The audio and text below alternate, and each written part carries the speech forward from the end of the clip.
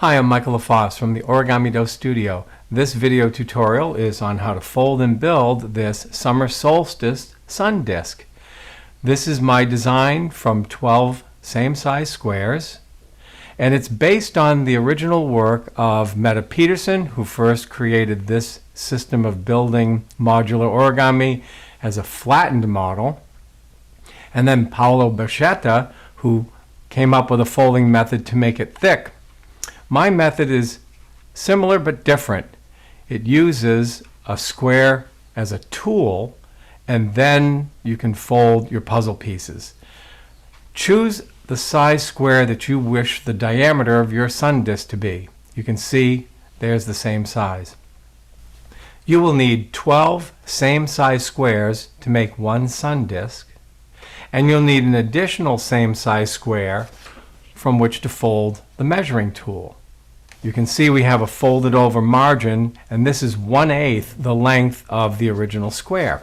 And it works like this. Fold bottom edge to top edge.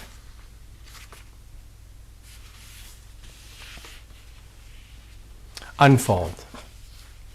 Fold the bottom edge to the crease.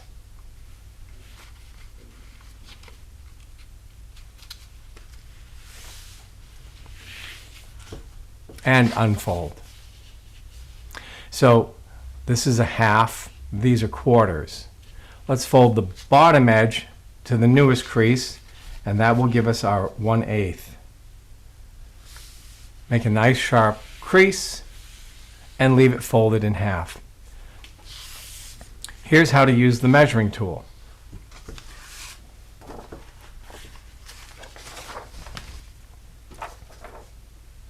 If you're right-handed, handle your folding paper with your right hand and steady the measuring tool with your left, the folded edge on the left.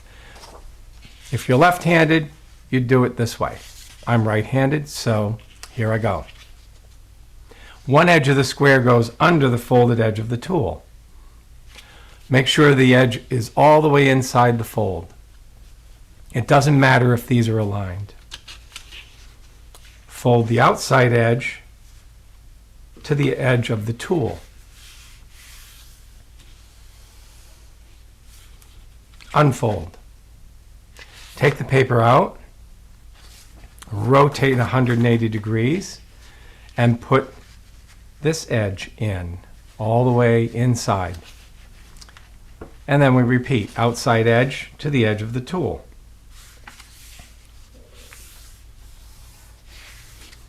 And let's see the result. Here we have two parallel creases, and they are the same distance away from each other as 1/8 the length of the square. And that rectangle is centered. You need all 12 papers to be prepared this way before folding the rest of the puzzle pieces. Notice that these creases are valley fold side up. They dent in like a valley when viewed from above, and they run vertically top to bottom. Begin by folding a bottom corner in this way, forming a triangle flap, the vertical edge of which aligns with the crease. Nice sharp folded edges this way, and do the same thing at the bottom with the other corner.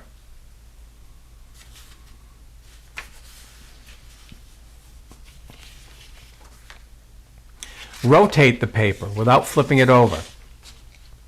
The triangle flaps are at the top, and these horizontal cut edges are our measuring level. Take the bottom edge of the paper and fold it up to the level of those two edges. Again, nice sharp crease. And now we have a rectangle below these triangles. We're going to fold the rectangle in half, bottom edge to top edge. All the layers folding together. The paper is getting thicker now because of all the extra layers, so take a moment to sharpen the creases well with your thumbnail. Now, unfold completely down here. And you can see we have 1, 2, 3, 4 rectangular areas. 1, 2, 3 creases.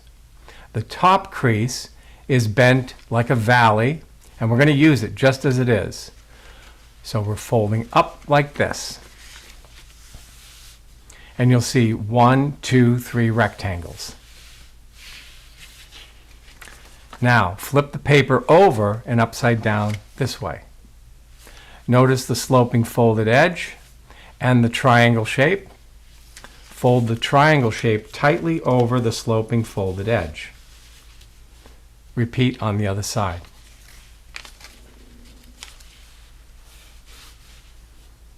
Rotate the paper. It looks like a volcano. And notice the rectangle margin at the bottom. We're going to fold that straight up like this. Notice the fold goes right along the base of these triangles, like that.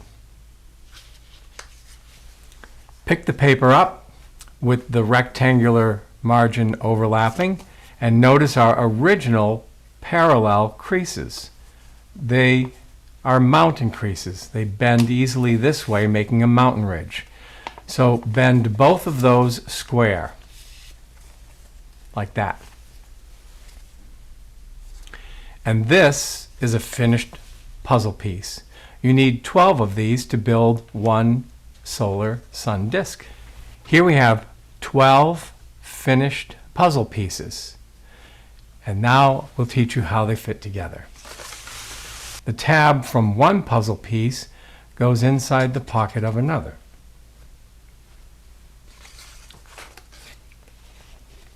Like this. And you can see where it stops here and there.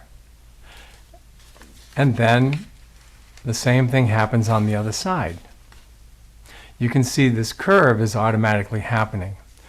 What I prefer to do is to build half a wreath. So that would be 6 pieces. I'm using alternating colors here so that it's clear what goes where.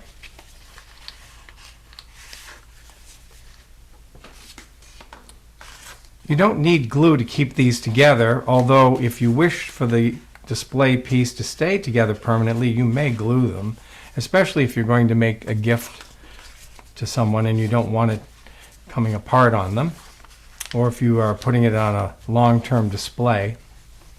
1, 2, 3, 4, 5, 6. So I'm going to build another half and then fit the two together. Here we have 2 halves, 6 and 6, and notice how it's set up. So it's easy now to just put tabs into pockets on one side like that. Flip it over, tab into pocket. You may, of course, build it sequentially all the way around, but you may find this a bit more comfortable. Then just push everything together to make it symmetrical.